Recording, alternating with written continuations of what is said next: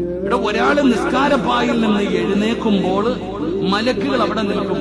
ആ നിസ്കരിച്ച് എഴുന്നേക്കുന്നവനെ ഇങ്ങനെ കെട്ടിപ്പിടിച്ച് മുസാഫഹത്ത് ചെയ്തിട്ട് ആ മലക്കുകൾ പറയും, നിങ്ങൾ സ്വർഗത്തിന്റെ അവകാശിയാണ്. അല്ലാഹു നമുക്ക് ഈമാൻ നൽകുമാറാകട്ടെ.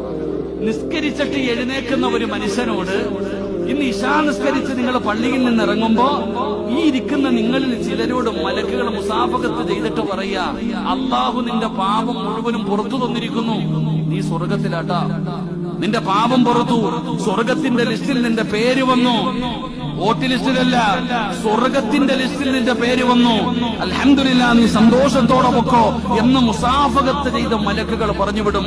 അതാണ് നിസ്കാരം, അതാണ് നിസ്കാരം.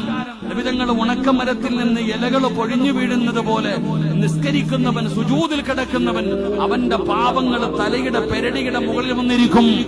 നമ്മൾ ചെയ്ത പാപങ്ങൾ മുഴുവനും പെരടിയുടെ മുകളിൽ വന്നിരിക്കും. സുജൂദിൽ കിടക്കുന്ന സമയം ആ പാപങ്ങൾ പൊഴിഞ്ഞു വീഴുമെന്ന് ആദരവായ പ്രവാചകൻ നബി മുഹമ്മദ് മുസ്തഫ